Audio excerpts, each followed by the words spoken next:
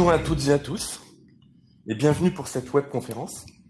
Je suis Christophe Rochard, chargé de mission à Pays et Quartiers de Nouvelle-Aquitaine. Bonjour, je suis Pauline Nunes, chargée de mission politique de la ville à PQNA. Pour celles et ceux qui nous découvrent peut-être aujourd'hui, nos missions consistent à animer les réseaux d'acteurs du développement local, à les accompagner et à les outiller dans la compréhension et le déploiement des politiques publiques, en direction notamment des territoires donc les plus vulnérables, tels que les quartiers en politique de la ville. Christophe, quelques éléments de contexte. Oui, quelques éléments de contexte sur ce webinaire. En 2023, l'État a rendu public son plan national de lutte contre le racisme, l'antisémitisme et les discriminations liées à l'origine, puis son plan national pour l'égalité contre la haine et les discriminations anti-LGBT pour les périodes 2023 et 2026. L'année 2023, c'est également une année de refonte, de renouvellement des contrats de ville pour la période 24-30. 2023, c'est aussi les 40 ans de la marche pour l'égalité et contre le racisme. Et cette fin d'année est aussi particulière avec un contexte international et national qui ravive des tensions entre les communautés et qui viennent aussi re-questionner ces politiques publiques. C'est donc dans ce contexte que Pays et Quartiers de Nouvelle-Aquitaine a démarré au mois de novembre un cycle de qualification, agir contre les discriminations dans les territoires.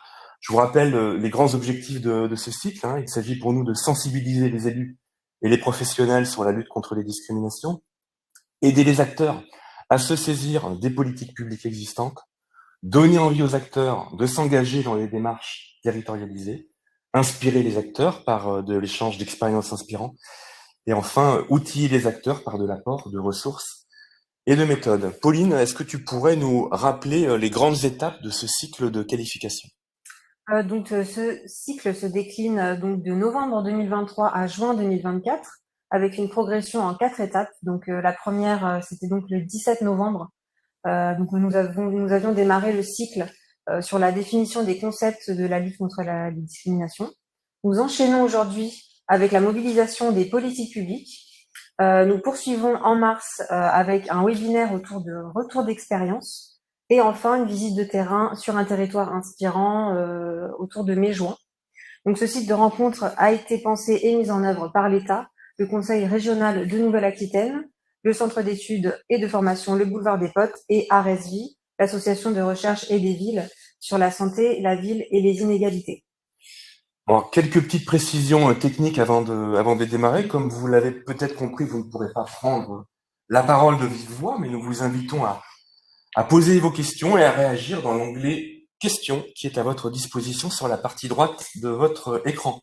Nous ferons le maximum pour pouvoir prendre en compte vos commentaires et questions au fil des échanges.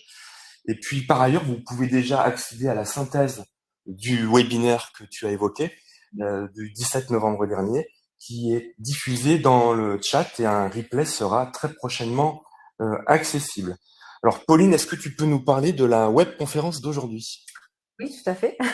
La webconférence aujourd'hui se dénomme quelles politiques publiques mobiliser pour lutter contre les discriminations.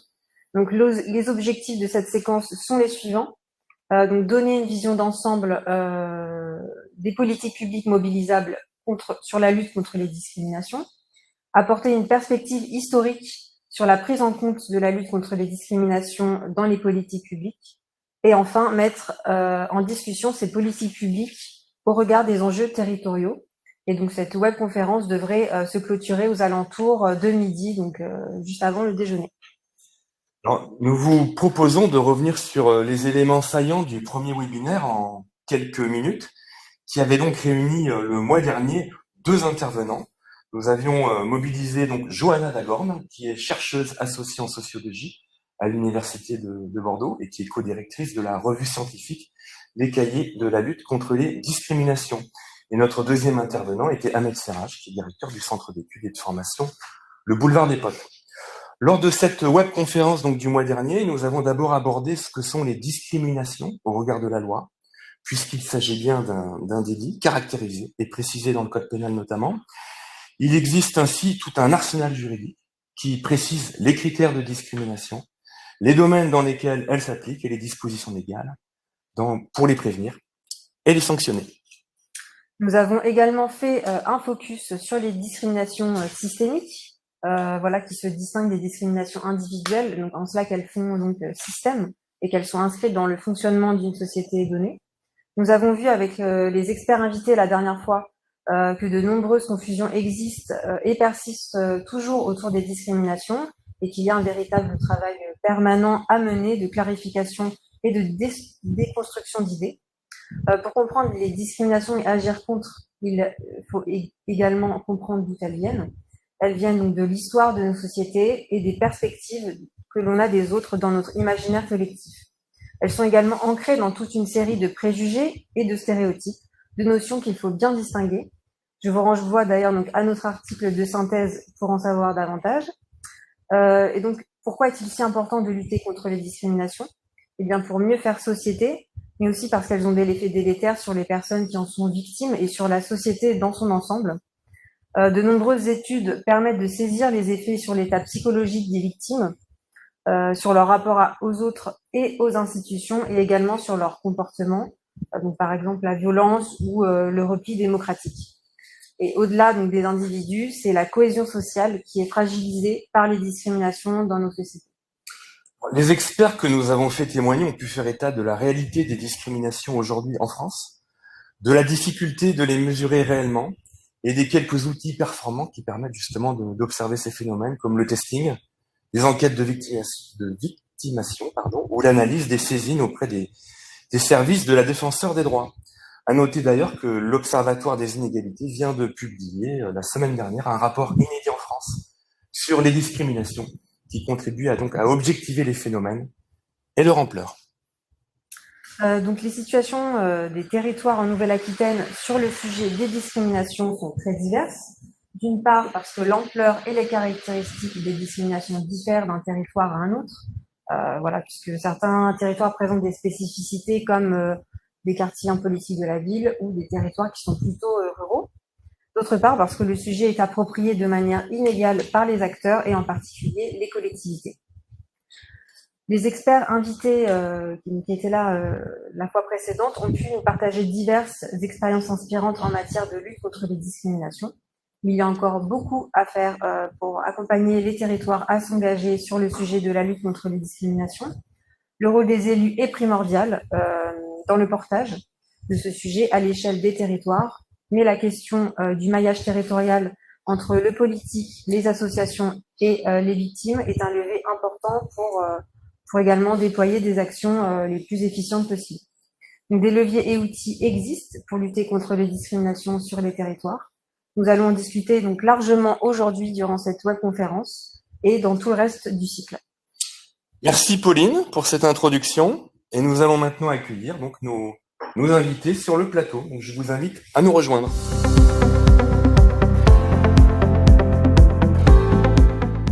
Donc je vous présente nos 4 intervenants du jour. Bonjour à tous et à tous. Madame Méziani, bonjour. Vous êtes maîtresse de conférence en sociologie à l'Université de Bordeaux, également chargée de mission parité, égalité et diversité au sein de cette institution. Dans vos travaux de recherche, vous avez approfondi le thème des discriminations, et en particulier des discriminations systémiques, et également dans le domaine de l'emploi. Aujourd'hui, vous reviendrez sur l'historique des politiques publiques en matière de lutte contre les discriminations et vous porterez un regard sur la manière dont les politiques actuelles sont mobilisées par les acteurs. Monsieur Dreyfus, bonjour. Bonjour. Vous êtes délégué adjoint à la DILCRA, la délégation interministérielle à la lutte contre le racisme, l'antisémitisme et la haine anti-LGBT, je ne me trompe pas. Vous nous partagerez les grandes orientations de l'État et les politiques publiques qui sont portées par la DILCRA. Madame Catherine Ladune, bonjour. Vous êtes vice-présidente du Conseil régional de Nouvelle-Aquitaine, en charge du handicap, de l'égalité et de la lutte contre les discriminations. La région porte une politique volontariste sur le sujet. Vous nous parlerez de la manière dont la région s'est emparée de cette politique et accompagne les territoires. Et enfin, Paul Vautrin, qui est en distanciel. Bonjour Paul. Bonjour. Vous êtes chargé de projet lutte contre les discriminations à l'Agence nationale de la cohésion des territoires, l'ANCT, à la direction générale déléguée à la politique de la ville. Et vous nous apporterez un éclairage complémentaire sur les outils que la NCT propose dans les territoires politiques de la ville.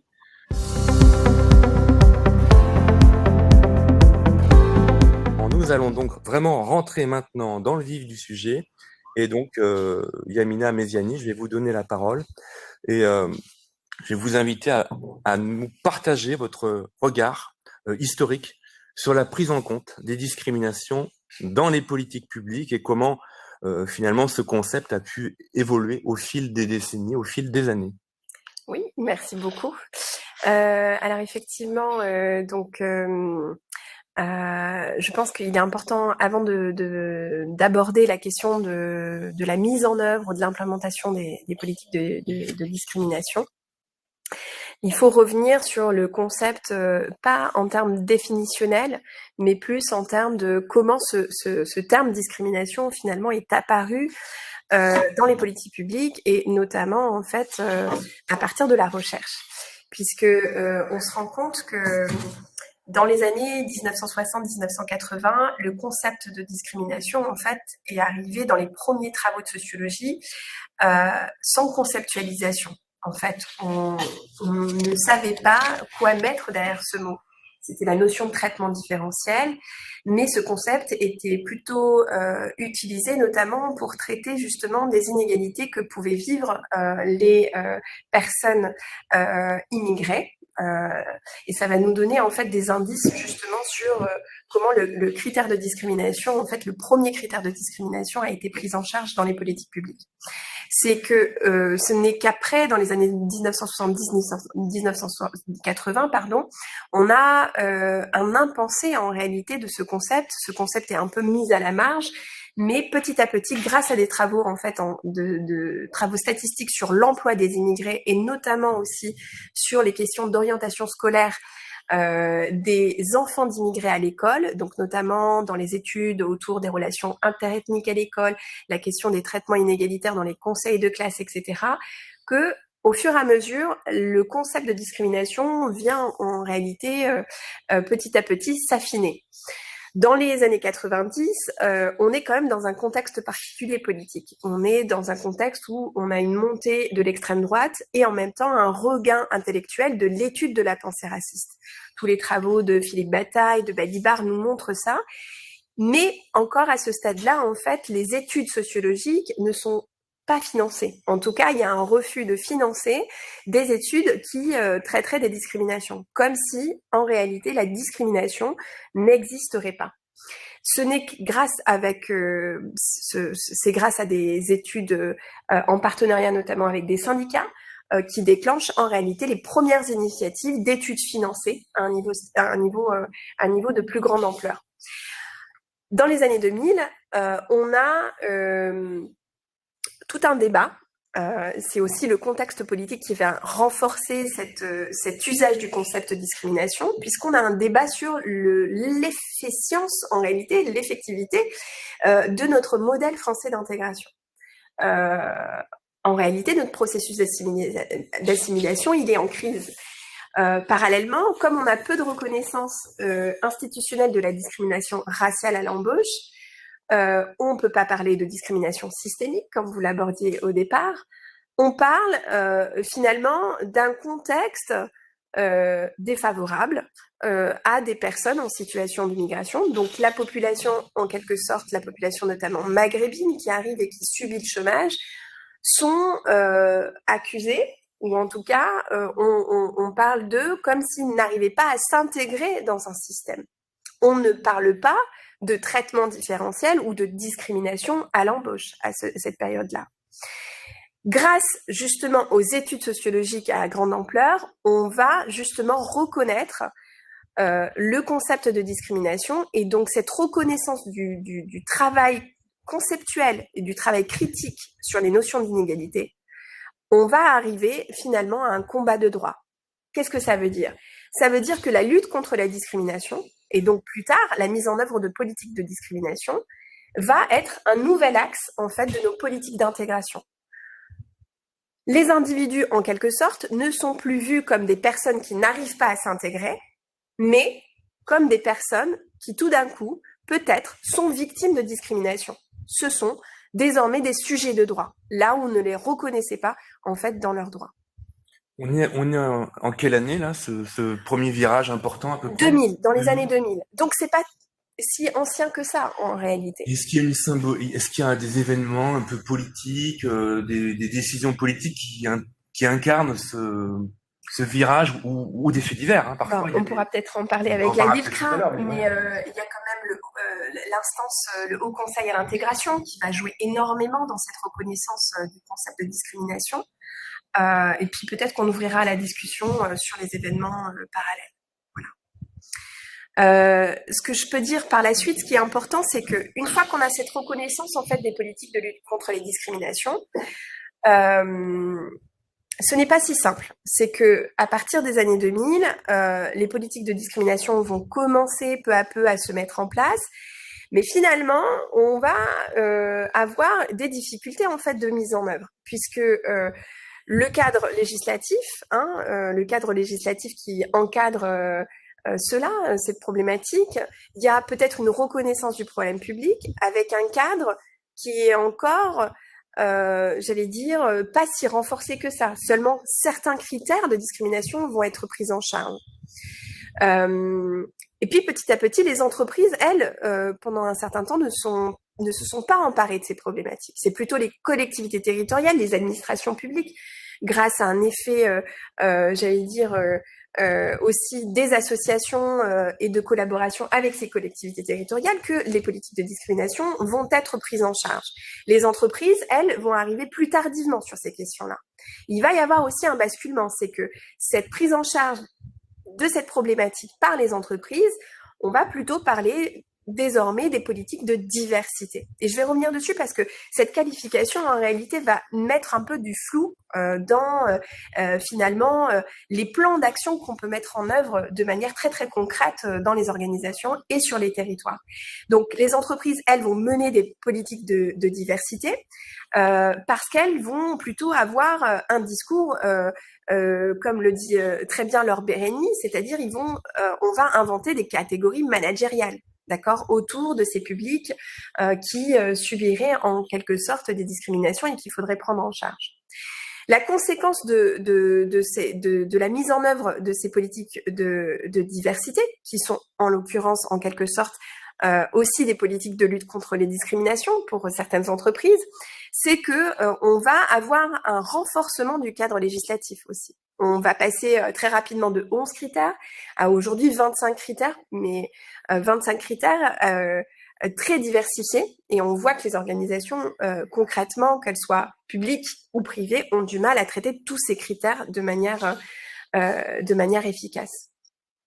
Et puis, ce passage des politiques de lutte contre les discriminations, ou qu'on pourrait appeler aussi des politiques anti-discrimination, vers des politiques de diversité, va créer aussi un flou qui est autour de la notion de discrimination positive, puisque le modèle américain va être aussi adapté au modèle français, et la notion de discrimination positive, en fait, pour justement mener un travail de lutte contre des traitements différentiels, notamment sur les questions d'origine, mais on pourra revenir dessus lors de la discussion, eh bien, va installer aussi un flou entre la notion de discrimination positive et d'action positive. Et je reviendrai peut-être dessus pour clarifier, parce que je pense que c'est un élément essentiel.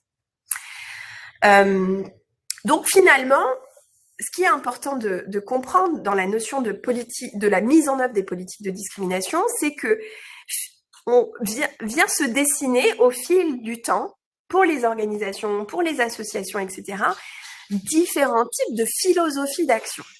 Il y a la politique anti-discrimination, qui est la notion vraiment de mettre en œuvre des actions de prévention, de sanctions, d'accord, de mesures de sanctions. C'est l'exemple, par exemple, des cellules de signalement aujourd'hui qui sont de plus en plus importantes. Il y a les politiques de promotion de l'égalité, c'est une deuxième philosophie. C'est là où on vient mettre en place des règles à suivre pour respecter des directives, des mesures de correction par la contrainte, notamment, par exemple, on peut très bien prendre la loi pour la parité ou les quotas. Et puis, il y a les politiques de diversité comme troisième philosophie d'action, où là, on est plutôt sur des actions de promotion, d'incitation, sans la contrainte, en fait, juridique. Parce que finalement, on ne peut pas contraindre les individus à promouvoir la diversité, mais on est plutôt sur une dynamique d'incitation. Eh bien, ces 3 philosophies, en fait, d'action, vont effectivement se vivre à l'intérieur de politiques publiques qu'on appellera globalement des politiques de lutte contre les discriminations, et on le voit bien dans les plans d'action. Je me pose une question à ce stade, on a 3 approches, mais comment ces 3 approches arrivent à cohabiter ou à se percuter? Comment ces politiques vivent ensemble? Parce que c'est pas ça concourt un peu à un même objectif, mais tout ça est quand même très diffus finalement dans les objectifs de chacune de ces 3 approches. Complètement. Et bien, ces 3 philosophies peuvent à la fois se combiner. On le voit dans certains plans d'action qui sont portés par certaines collectivités territoriales, et en même temps, elles peuvent aussi s'opposer, puisqu'en fait, quand on réfléchit à la question de l'impact de des actions qu'on va mettre à l'intérieur de ces philosophies, eh bien, parfois, ça va à l'encontre de ce qu'on aurait pensé au départ comme bonne action pour lutter contre les discriminations. Je reviendrai peut-être dessus sur la question de l'impact, mais effectivement, elles peuvent à la fois cohabiter et à la fois s'opposer de manière très très concrète sur le terrain. Ça me permet d'aborder la question de peut-être clarifier la question de la discrimination positive et de l'action positive. Parce que ça va nous mener peut-être dans nos discussions que vous allez aborder, mais finalement les politiques de lutte contre les discriminations, elles vont s'adosser sur des méthodes de travail. D'accord ?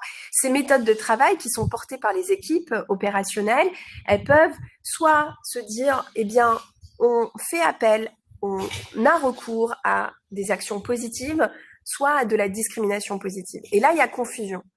La discrimination positive, si j'essaie de faire un exemple très concret, peut-être dans le domaine de l'emploi, quand une personne issue des quartiers dits politiques de la ville vient postuler un job étudiant ou un travail d'été, que le recruteur l'accueille. Si la collectivité territoriale ou l'organisation, peu importe qu'elle soit publique ou privée, souhaite mettre en place une discrimination positive, eh bien, elle va essayer de pousser le candidat jusqu'à avoir le poste final. C'est-à-dire que, en regard de ses compétences, s'il est en situation en quelque sorte finale, à l'entretien final, eh bien, pour une philosophie de discrimination positive, c'est que on vient faire jouer son critère, j'allais dire, qui le met en situation défavorable pour le faire accéder à ce travail. Ça, c'est de la discrimination positive. Ça peut être le même cas pour une personne en situation de handicap ou une femme, par exemple. Dans le cadre de l'action positive, c'est tout autre chose. On va essayer de travailler sur les conditions d'inégalité de départ, c'est-à-dire qu'on va aider la personne à pouvoir passer le premier palier de l'entretien. Donc, on lui donne la chance de passer l'entretien, la présélection, c'est-à-dire la possibilité de passer après le CV, de faire son entretien d'embauche. Mais par contre, à l'entretien final, c'est la compétence qui va venir jouer. Et donc, du coup, le critère, en quelque sorte, qui le met en défaveur, ne va pas jouer à la sélection finale. Voilà. Et ça, c'est important parce que dans ces méthodes de travail, eh bien, on ne va pas avoir le même impact derrière. On ne va pas rechercher la même manière de faire. Donc, d'un point de vue de l'égalité, on pourrait, et François Dubé l'a très bien montré dans les questions scolaires, soit on est sur une philosophie d'égalité des chances, soit on est dans une philosophie, en fait, d'égalité des places. L'égalité des chances, je donne les mêmes chances au départ, et puis l'égalité des places, je viens au contraire essayer de corriger les conditions, en fait, d'inégalité, d'existence des inégalités pour l'individu qui peut être en situation de défaveur. Je pense que c'est extrêmement important de le clarifier, parce que effectivement, quand on va réfléchir au mode d'action, eh bien, on va se rendre compte que il y a une différence, en fait, en termes de mise en œuvre.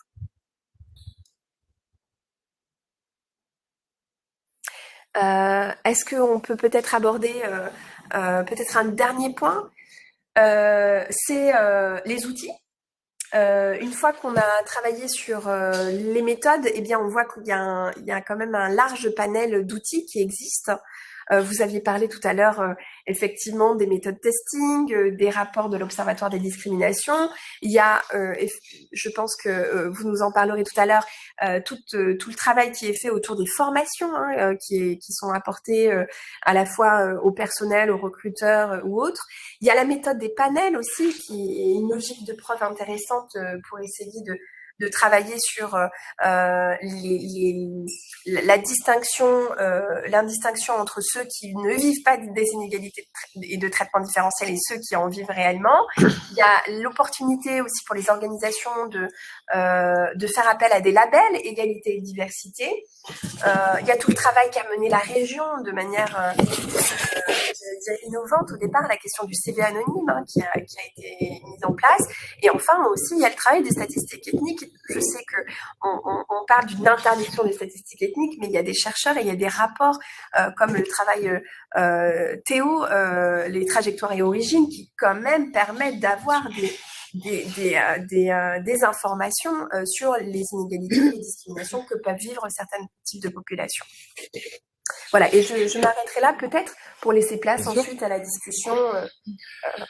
Bien, merci Madame Mesiani pour ce paysage, cette analyse qui nous permet d'enchaîner. Puis moi, je vous inviterai, les intervenants, au cours de votre intervention aussi à réagir finalement à ce que Yamina a partagé et en quoi ça fait écho finalement aux politiques publiques respectives que vous portez.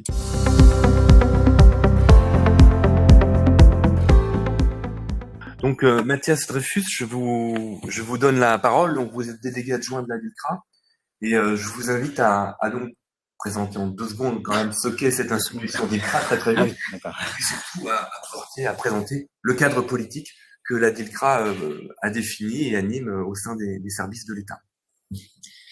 Merci, déjà merci de l'invitation et puis merci de me donner effectivement l'occasion de parler, à la fois de présenter effectivement cette délégation interministérielle qui en fait a été créée en 2012, mais je dirais dont le lancement véritable date plutôt des années 2014-2015 dans un contexte là aussi particulier, on y reviendra peut-être, mais beaucoup lié à une montée des tensions à la fois racistes, antisémites en France, évidemment le contexte des attentats de 2015.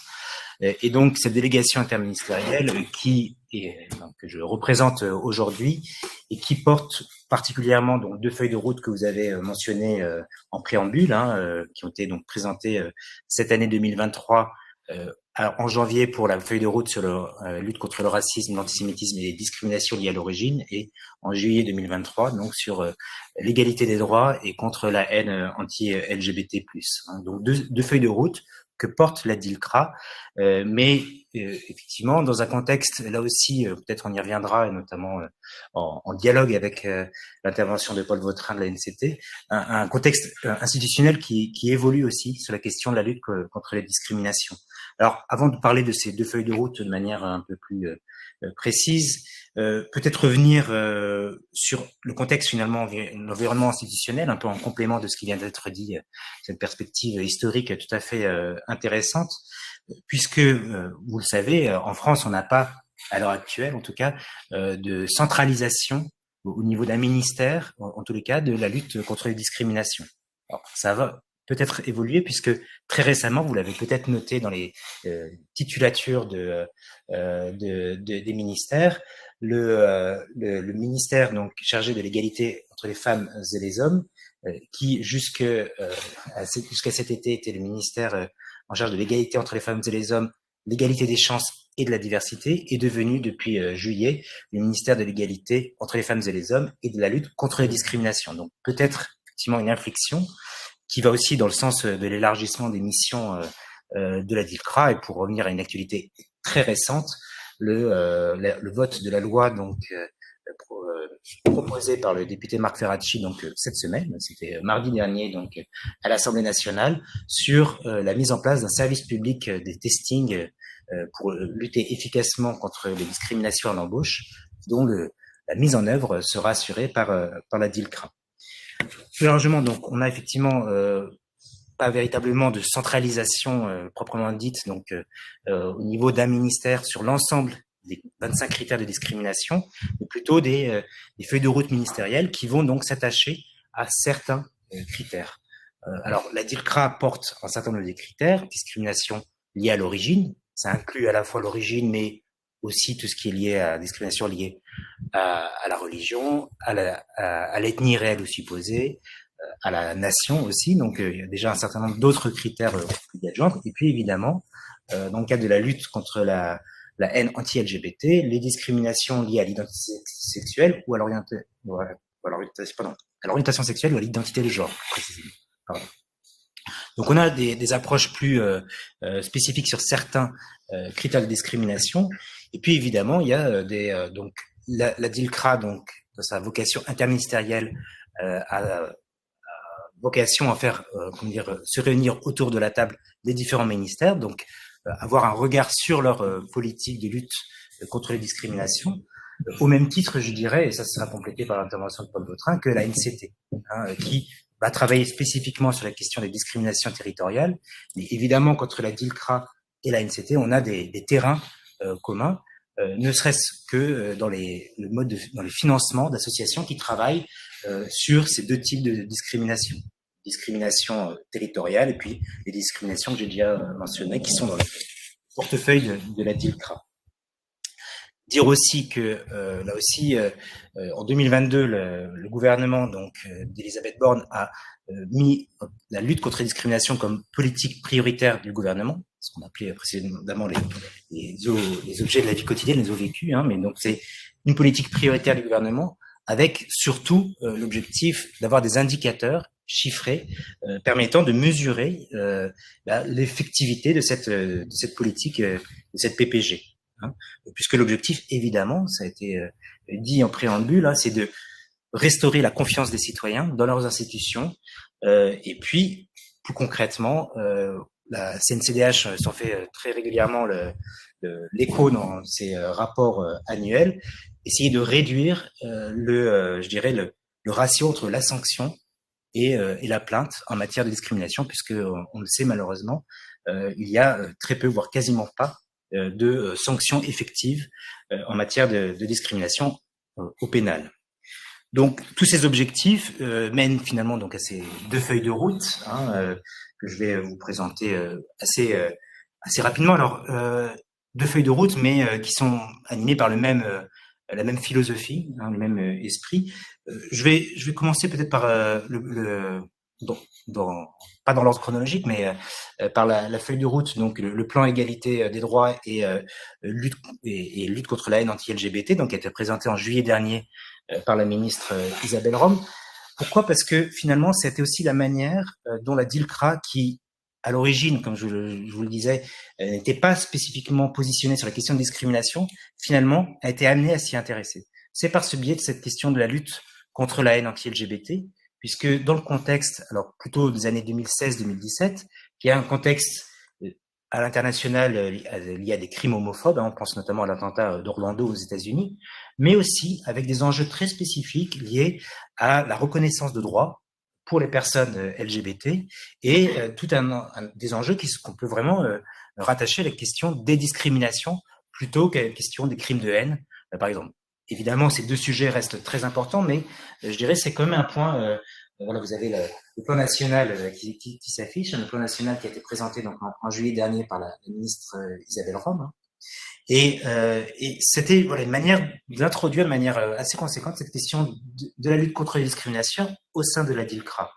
Et notamment aussi, c'est un point intéressant, on l'a pas encore véritablement abordé, mais c'est évidemment un sujet tout à fait important quand on traite des discriminations, c'est la dimension multifactorielle des discriminations.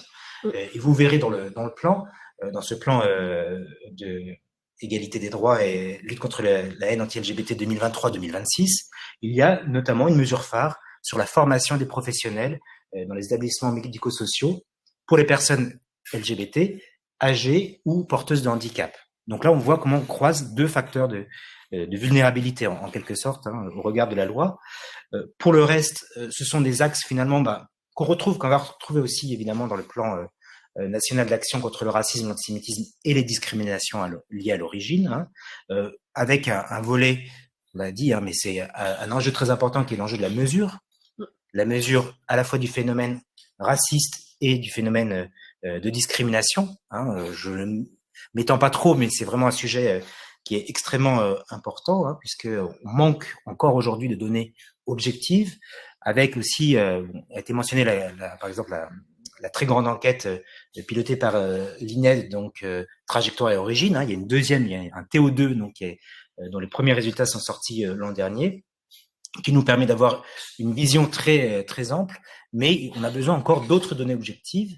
Les enquêtes de victimation, par exemple, portées soit par des ministères comme l'Éducation nationale, le ministère de l'Intérieur, mais aussi des collectivités territoriales, hein, donc en jouant sur les échelles, et puis aussi des travaux de recherche qui vont plus spécifiquement permettre de mesurer le ressenti de discrimination dans certains secteurs.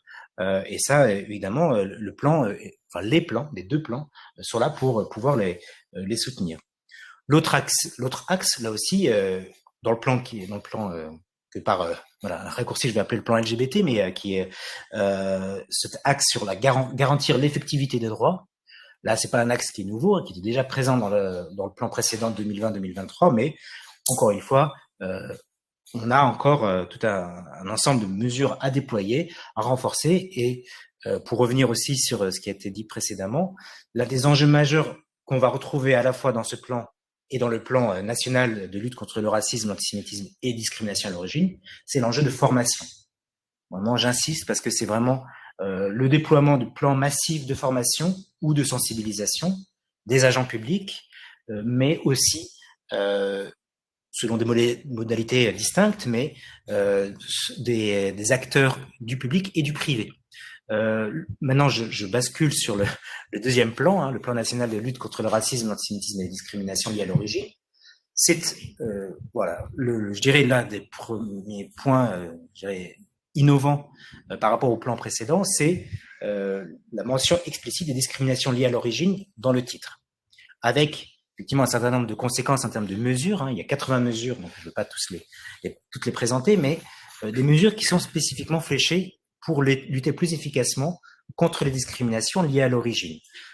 On a effectivement fait ce souhait de lier ces thématiques, lutte contre le racisme, lutte contre l'antisémitisme et lutte contre les discriminations liées à l'origine, pour montrer finalement, ben voilà, comment, ça a été dit, mais comment les préjugés racistes, antisémites peuvent, alors on peut aussi étendre à la question de la haine anti-LGBT, servent de terreau aux discriminations, aux agissements discriminatoires, hein, et je parle là aussi d'agissements discriminatoires pour ne pas s'en tenir seulement au cadre, je dirais, juridique, hein, de la sanction au sens juridique du terme pour fait de discrimination, parce qu'il y a tout un ensemble d'agissements discriminatoires qui, sans être sanctionnables au titre de la loi, sont néanmoins des actions qu'il faut condamner. Je pense notamment à ce qui se passe dans l'école, où finalement, on a très peu, enfin, on n'a pas de condamnation pour discrimination, mais on a des agissements à caractère discriminatoire qui sont une sorte de poison, hein, dans le contexte de l'école. Alors, sur ce plan, rapidement, il y a des enjeux liés à la connaissance. Là aussi, je reviens pas puisque c'est finalement ça rejoint un peu ce que je disais. C'était la mesure de tout à l'heure, hein, un peu. Voilà, renforcer la connaissance, ouais. La mesure de la discrimination, absolument. Avec là aussi un fléchage sur les questions d'impact psychologique sur la discrimination dans le contexte de soins, hein, donc tout le contexte de la santé aussi qu'on essaye de mettre en lumière. Et puis ce que je disais lié donc à cette sensibilisation, à la formation des acteurs, alors notamment des personnels RH, hein, dans les entreprises. Alors et évidemment, on va d'abord se tourner vers les administrations publiques, les entreprises publiques, parce que c'est des leviers sur lesquels on a l'État à la main de façon assez directe, mais avec aussi par le biais de partenariats avec des associations, avec des entreprises, tout un travail de sensibilisation auprès des entreprises privées. Je pense notamment au travail des partenariats que la DILCRA nouait avec l'AFMD, l'Association française des managers de la diversité, mais aussi donc d'autres acteurs qui travaillent sur ces enjeux-là. Ça permet juste de faire un petit réaction, petit tour avec cette question de la diversité, effectivement, qui est dans le vocabulaire managérial est beaucoup plus présent que thématique de la lutte contre la discrimination. Ça me permet d'évoquer un point sur le fait que quand on a eu des échanges, notamment avec la FNOR, qui labellise sur égalité et diversité, on a bien insisté sur le fait que ça intégrait de manière centrale et presque prioritaire la lutte contre les discriminations. À tel point que va sortir en janvier de l'année prochaine, donc très peu de temps, une circulaire. Alors, c'est à destination des hauts fonctionnaires à l'égalité et à la diversité. Donc, dans les ministères, chaque ministère devra s'en doter s'il ne l'a pas déjà fait, et mettre au premier plan, avant même les questions de diversité, la lutte contre les discriminations. Donc, c'est vraiment un enjeu qui est à la fois un enjeu RH, mais aussi évidemment un enjeu de politique publique. Donc voilà, c'est un point qui me semblait important. Dans le plan, vous le verrez, il y a aussi des mesures plus spécifiques pour les entreprises, notamment les entreprises de plus de 300 salariés. Il y a aussi parallèlement des conventions qui ont été nouées. Je pense notamment à une convention qui a été nouée avec la FNAIM et l'association SOS Racisme pour sensibiliser et former les agents immobiliers pour prévenir les risques discriminatoires. Pour terminer, 2 points, mais qui sont presque les plus importants. Je l'ai mentionné, mais effectivement, cet outil qui maintenant va pouvoir se déployer de manière massive, les testings. Donc cette semaine à l'Assemblée nationale donc a été votée une loi qui va mettre en place le service public des testings avec 2 volets. Un volet qui est un volet de mise en place de testing statistique, donc pour nourrir justement de la donnée objective sur pour avoir une vision beaucoup plus globale des entreprises qui peuvent discriminer à l'embauche, donc selon la méthode éprouvée scientifiquement des testings, et puis des testings individuels, là aussi, donc là plus dans le cas de procédures judiciaires, que la DILCRA va porter, mais en même temps que le défenseur des droits ou que de particuliers, puisqu'un avocat peut très bien commanditer un testing pour son client. Tout dernier point, mais je pense que c'est celui sur lequel on va rebondir juste après, la question de la territorialisation. Évidemment, j'en dis juste quelques mots puisque je pense qu'on y reviendra. Les 2 plans abordent effectivement ce sujet qui est un sujet qui est très ambitieux, mais pour nous essentiel, qui est celui de la concrétisation de ces mesures à l'échelle territoriale, à la fois à l'échelle du département, et la DILCRA a des correspondants en préfecture, des comités opérationnels de lutte contre le racisme, l'antisémitisme et la haine anti-LGBT qui se tiennent, d'ailleurs je crois qu'il y en a un qui se tient aujourd'hui dans le département en présence de la ministre, et puis c'est dans le plan, les plans locaux de lutte contre le racisme, l'antisémitisme et discrimination qui sont aussi encouragés à travers ces 2 plans. Merci Mathias pour cette présentation des politiques portées par la DILCRA. Moi, je retiens 2 choses en termes d'enjeux dans les 2 plans qui sont présentés. Il y a 2 enjeux majeurs. C'est d'un côté la connaissance et la mesure. Arriver à objectiver des situations qui, par définition, sont vraiment difficiles à mesurer. Et puis l'enjeu de formation. Donc, ce sont des enjeux et des leviers pour agir, finalement. Alors, peut-être une dernière question pour vous, Mathias, à ce stade-là. C'est comment ces politiques, elles se déclinent au niveau local avec les préfectures de département. Il y a des crédits qui sont dédiés pour lutter contre les discriminations.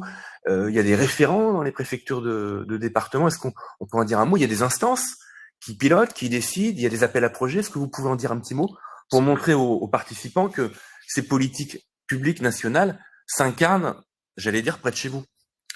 Absolument, effectivement, la DILCRA s'est dotée donc de référents. Il y en a un par département. Théoriquement, je dis malheureusement théoriquement puisque c'est pas toujours le cas dans la pratique, mais 2 comités opérationnels de lutte contre le racisme, l'antisémitisme et les discriminations. Alors à la fois les discriminations à l'origine et les discriminations visant les personnes LGBT doivent se tenir donc, chaque année dans chacun des 101 départements. C'est malheureusement pas toujours le cas, mais en tous les cas, c'est vraiment l'objectif. Et parmi les indicateurs de ces politiques publiques, eh bien, il y a la tenue et la tenue aussi des procès-verbaux donc de ces comités opérationnels. L'enjeu de ces comités opérationnels, c'est à la fois de faire remonter des données chiffrées, objectivables, donc sur ces sujets, et puis aussi donc de porter le tissu associatif local qui travaille sur ces sujets à l'échelle départementale ou infra-départementale. Donc, il y a un appel à projet local donc, qui est pilotée, je dirais, par la DILCRA, mais la DILCRA est surtout en charge de l'enveloppe globale, donc qu'elle attribue à l'ensemble des préfectures de département, et de la répartition. La programmation la programmation donc à l'échelle départementale, elle est à la main des préfectures de département.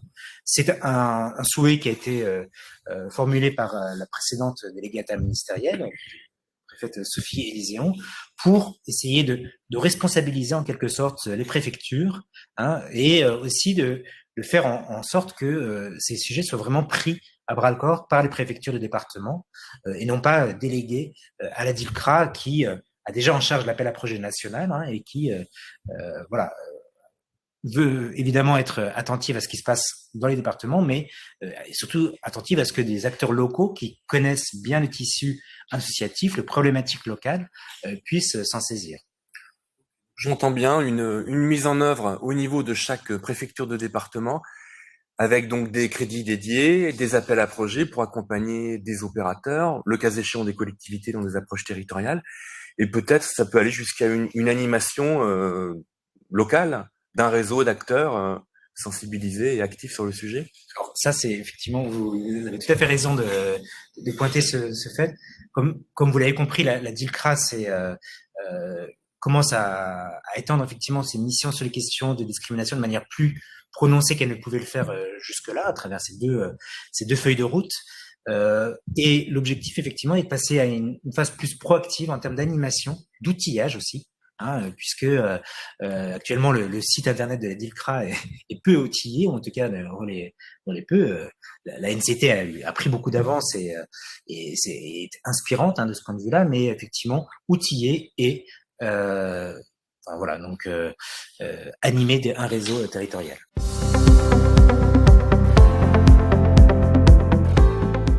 On va passer donc à la région Nouvelle-Aquitaine, donc Catherine Ladune, vice-présidente en charge de ces questions-là. Première question, peut-être, est-ce que vous pourriez en quelques instants nous parler de l'engagement de la région sur ces sujets-là, et à quand ça remonte? Depuis quand la région est investie sur la question des discris, de l'égalité? Alors réellement, en fait, c'est depuis 2017, avec la signature de la Charte européenne pour l'égalité des femmes et des hommes dans la vie locale, que réellement donc la région s'est engagée dans toutes ces actions et à travers le champ de ses compétences pour combattre les effets des discriminations. Pour l'égalité. Et l'année suivante, il a été adopté le plan d'action régional Réaliser l'égalité en Nouvelle-Aquitaine. Donc au-delà de l'égalité femmes-hommes, la région construit son action plus largement autour de 4 piliers, 4 types de discrimination, en particulier le genre, le handicap, l'origine, l'orientation sexuelle. Alors, sans oublier évidemment les 21 autres discriminations, évidemment, le critère de discrimination. Donc, on a choisi de prioriser ces 4 types de discrimination. Et puis, on travaille autour de 3 axes prioritaires, 3 axes stratégiques. Alors, d'abord, Monsieur Dreyfus, vous parliez tout à l'heure de RH, donc c'est tout à fait ça dans un premier axe.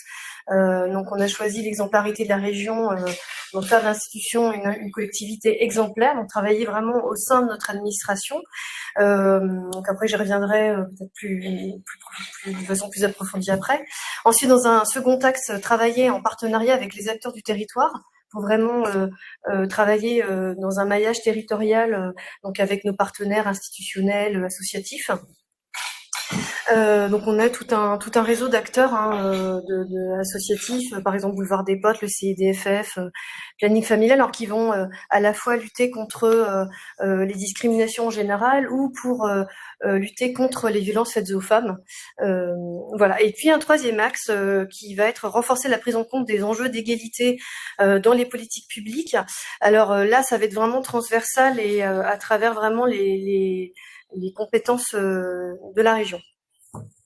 Alors, justement, est-ce que vous pouvez nous en dire un petit peu plus sur ce règlement d'intervention et très concrètement, quelles sont les modalités d'intervention, comment vous faites pour agir en interne à l'institution régionale, et je pense qu'on va parler de formation comme ça a été évoqué tout à l'heure, et puis en externe, comment vous accompagnez les parties prenantes dans les territoires, qu'ils soient opérateurs ou collectivités? Alors effectivement, là, on a un nouveau règlement d'intervention depuis juin 2023. On a voté ce nouveau règlement d'intervention avec un premier volet surtout qui va intervenir sur les luttes contre les violences faites aux femmes, les discriminations, enfin tous ces enjeux-là. Et puis donc avec les 4 critères que j'ai évoqués tout à l'heure. Et là, on va vraiment s'appuyer, soutenir nos acteurs du territoire. Et puis alors donc ces acteurs finalement travaillent à la fois dans des actions de prévention auprès de la jeunesse, par exemple. Ils vont intervenir dans des lycées principalement, même dans des CFA aussi auprès des apprentis. Et puis de lutte aussi, d'accompagnement. Par exemple, je pense à l'APAFED, où c'est des FEF qui va accompagner, qui va accueillir les femmes parfois en situation d'urgence, qui quittent leur domicile, les femmes victimes de violences qui ont besoin, par exemple, d'hébergement d'urgence, qui ont besoin d'être accompagnées, parce que c'est vrai que c'est un parcours, c'est vraiment un parcours, littéralement un parcours du combattant. On dit qu'il y a 7 allers-retours, elles doivent voilà, c'est vraiment, alors parce qu'il y a plusieurs actions qu'elles doivent mener, juridiques, psychologiques, donc auprès des forces de l'ordre. Donc c'est ce qui parfois les amène à ne pas porter plainte aussi, ces femmes victimes de violences. Donc elles ont réellement besoin d'accompagnement, et nous avons en plus la chance de pouvoir rencontrer aussi ces militants, ces militantes, ces acteurs des associations. Et donc les bénéficiaires qui nous font part de l'utilité de ces acteurs du territoire, qui font un travail remarquable. Et c'est vrai que sans eux, sans elles, voilà, elles seraient démunies. Alors on essaie effectivement aussi de soutenir un maillage, que ce soit dans les quartiers politiques de la ville, dans le milieu rural, voilà, donc tout un tas de milieux différents, pour essayer de s'adresser à tout type de population. Est-ce que vous pouvez peut-être nous parler donc de cette action en interne à la région qui renvoie à la formation des agents, peut-être des élus aussi, je ne sais pas comment vos collègues élus reçoivent ce nouveau règlement d'intervention, mais comment vous travaillez concrètement en interne pour que cette culture de l'égalité, de la diversité, de la lutte contre les discriminations se diffuse auprès de vos collègues au sens large du terme? Alors, on a 39 référents égalité au sein de toutes les politiques sectorielles. Donc, ce sont des personnes qui sont volontaires pour prendre en jeu ces questions-là, et qui font remonter les problèmes. Donc là, c'est vraiment l'égalité de fait et non pas l'égalité de droit. Là, on est vraiment dans la concrétisation de la mise en œuvre de la lutte pour l'égalité, contre les discriminations. On a aussi les CV anonymes, on a mis ça en place. Et puis, oui, on a des formations aussi pour les agents, pour lutter contre ces discriminations. Voilà, j'oublie peut-être un passage. Non, mais moi, la question que je me pose, c'est, on peut se le dire, on est entre nous là, une petite discussion. C'est facile de porter une politique comme ça, qui est transversale, interministérielle chez vous, mais intersectorielle. Comment on fait? Alors, c'est souvent traité comme la 12e roue du carrosse, quoi. C'est des thématiques transversales qui n'est pas facile d'intégrer. Est-ce que vous avez eu des freins? Est-ce que vous avez rencontré des obstacles ou des personnes qui vous ont dit vous êtes gentil avec vos priorités, mais c'est pas la mienne? Comment ça se passe? Alors moi, je veux dire que de plus en plus, parce qu'aussi les médias, on entend de plus en plus, ces questions-là montent dans la société, que ce soit dans les médias, que tout autour de nous, ce sont des questions qui prennent de l'importance, et je crois que on prend la mesure. Et donc j'ai de la chance parce que finalement mes collègues en fait prennent en main. Alors par exemple, on a voté il y a pas longtemps la nouvelle feuille de route pour les transitions écologiques et énergétiques Néoterra 2, et en fait on a tout un par exemple dans l'ambition 2, on a 106 ambitions dans l'ambition 2, donc il est vraiment question des solidarités, et donc là il est vraiment question de lutte contre la discrimination, la transition pour tous, l'égalité, voilà. Donc on a vraiment dans toutes nos politiques, en fait, on a cet esprit, cette philosophie de l'égalité qui en suit. Alors par exemple aussi, je pense à ma collègue au patrimoine, il y a un nouveau règlement d'intervention et il y a une mise en lumière, il y a une attention portée, par exemple, pour les femmes artistes particulier, parce que c'est vrai quand on voit là aussi, c'est un domaine où les femmes sont en minorité, où elles ont aussi des difficultés, des freins pour accéder parfois à des financements, pour pouvoir vivre de leur art, donc c'est parfois compliqué.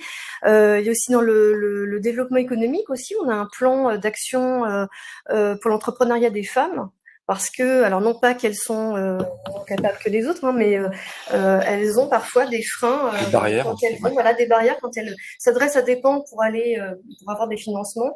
Eh ben il y a des études qui ont été menées qui ont montré qu'un homme qui demande un prêt pour construire son projet, il aura beaucoup plus de facilité qu'une femme. Donc là aussi, avec la Banque des Territoires, elles sont accompagnées. Yamina, sur le Oui, sujet? oui, tout à fait. Non, le témoignage et votre question, c'est très pertinent parce que ça renvoie en fait très concrètement à l'évolution justement de cette mise en œuvre. C'est que pendant des années, les politiques de lutte contre les discriminations ont plutôt été pensées comme des approches spécifiques. C'est-à-dire qu'on traitait un seul critère, et la preuve en est, c'est que vous intituliez, tout à l'heure vous donnez la nomination du ministère, effectivement c'était l'égalité femmes-hommes, professionnelle, etc. Et puis petit à petit, au fil de l'eau, on arrive justement de plus en plus à essayer d'avoir ce qu'on appelle en fait une approche intégrée de ces problématiques, une approche transversale. Alors c'est pas si simple que ça, effectivement, vous témoignez d'un travail avec les services. Et je vous rejoins dans l'idée que effectivement les services très concrètement aussi peuvent ressentir parfois que lorsqu'ils doivent mettre en place des plans d'action, comme si ils imposaient une certaine contrainte aux autres. Ils sont vus parfois comme ceux qui vont imposer une contrainte. Et c'est intéressant parce que c'est en train d'évoluer, c'est en train de changer, cette perspective est en train de changer. Ça me permet simplement de revenir sur deux choses que vous avez dit tous les deux, l'importance de la formation et cette mise en place de référents ou d'ambassadeurs, etc., qui est souvent l'apanage de la mise en œuvre de ces politiques de discrimination. C'est vraiment les deux grands axes qui sont le plus souvent mis en place à un niveau territorial et organisationnel. La première question que je vous poserai, c'est cette notion de formation. Finalement, la formation souvent des discriminations, de la sensibilisation contre les stéréotypes, etc., est pensée comme une journée de transmission de savoir sur une journée complète, voire une demi-journée quand on arrive à avoir des services qui peuvent se libérer. Sauf qu'on se rend compte que la question de la discrimination, c'est quand même ce qu'on appelle une soft skill. C'est une compétence douce, c'est quelque chose qu'il faut souvent revoir. Quelqu'un qui est formé ou qui est déjà sensibilisé a toujours besoin de revenir. Donc, est-ce qu'on peut pas s'interroger sur la mise en œuvre de ce type de format de formation? C'est vraiment une première question, moi, qui m'interroge de manière très, très pratique. Et la deuxième, c'est la notion des référents. Les référents sont souvent ceux qui sont les plus sensibilisés et qui s'engagent. Et malheureusement, derrière, on rencontre aussi parfois, je dis pas tout le temps, mais des expériences parfois d'isolement de ces référents. Des expériences aussi de non-reconnaissance de leur travail, parce que souvent le modèle économique pensé derrière leur temps de travail est quasiment inexistant.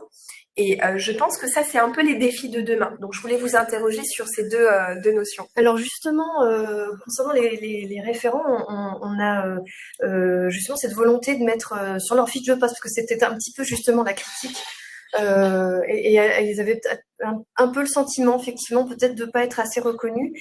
Et donc, on est très très sensible à ça, et on va vraiment inscrire ça dans leur fiche de poste, parce que c'est important, parce que c'est quand même leur temps de travail.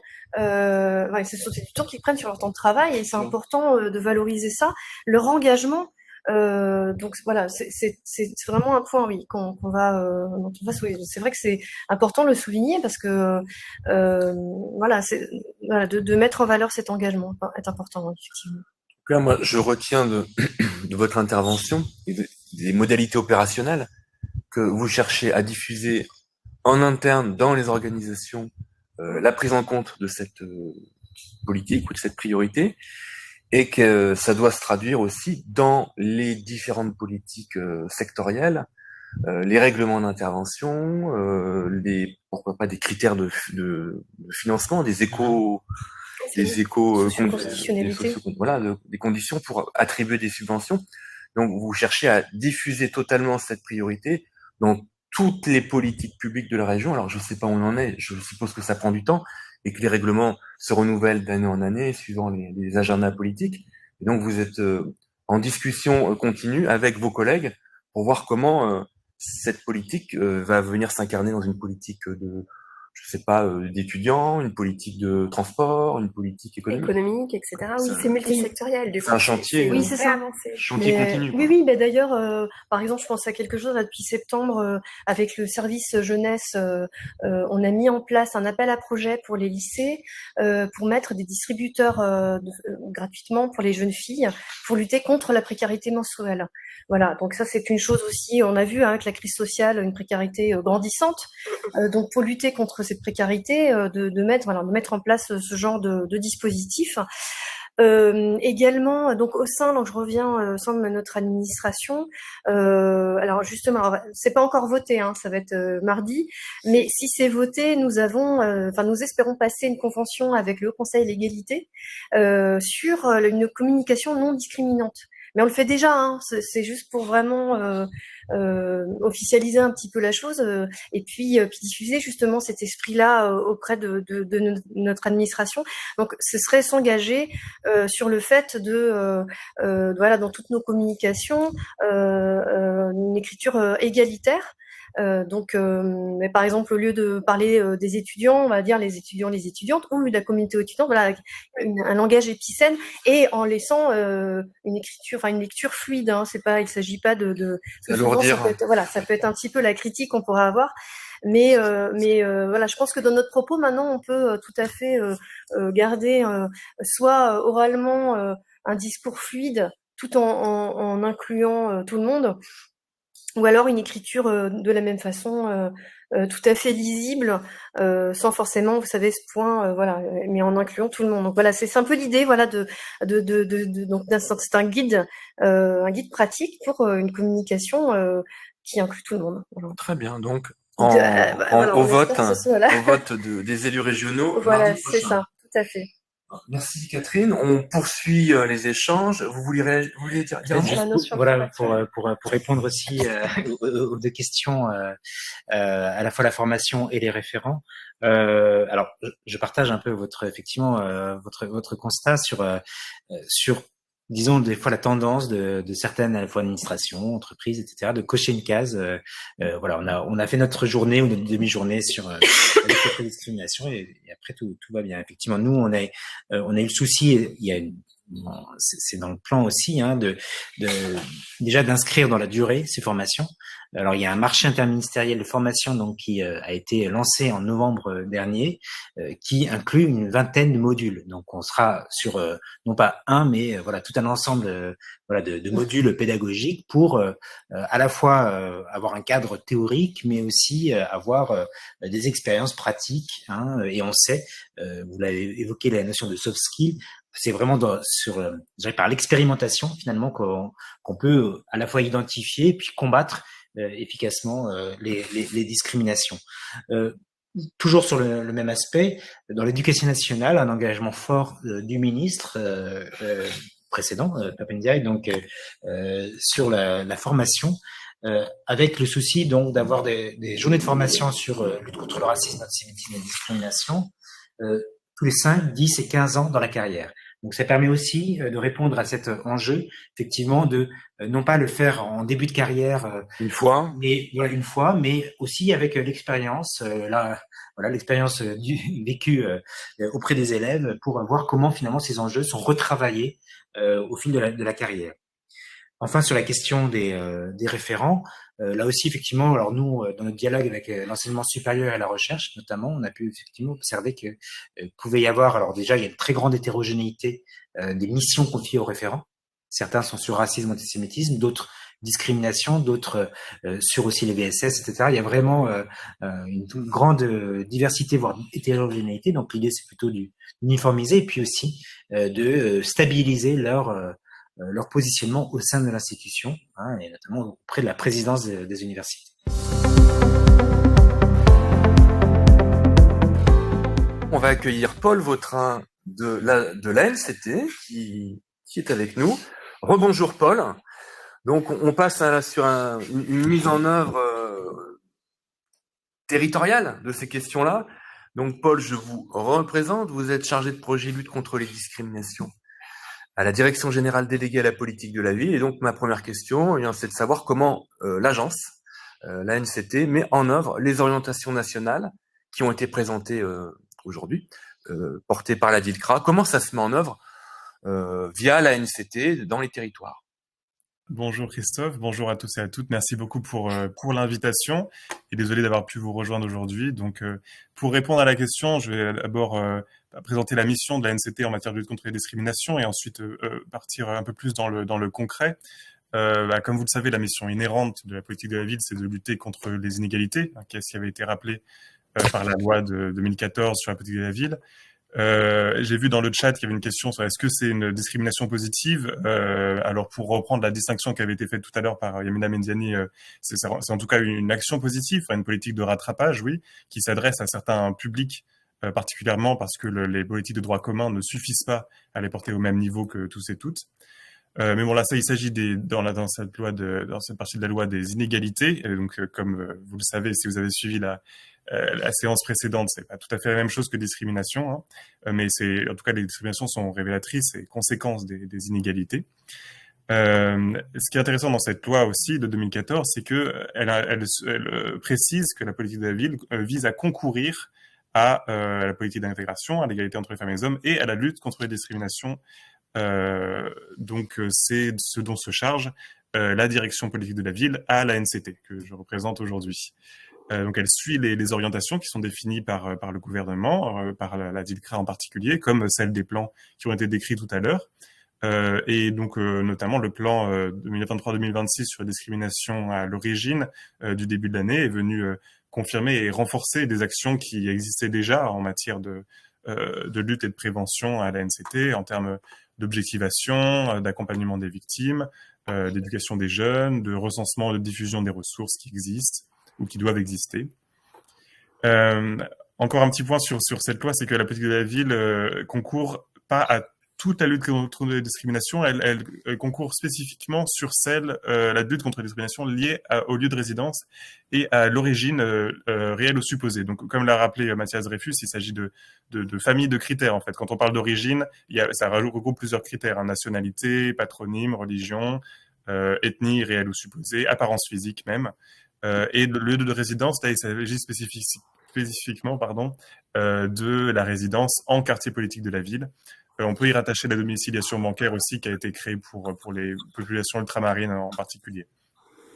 Donc, lieu de résidence, origine, il s'agit pas il y a une concentration, un focus là-dessus, mais il ne s'agit pas de faire un amalgame entre les deux critères, de dire que l'un suppose l'autre ou inversement. N'empêche que les discriminations à l'origine sont les principales, que subissent les populations, hein, selon les derniers rapports du Défenseur des droits. La plateforme du Défenseur des droits, d'ailleurs, montre que c'est le critère le plus fréquent pour les signalements, pour les saisines.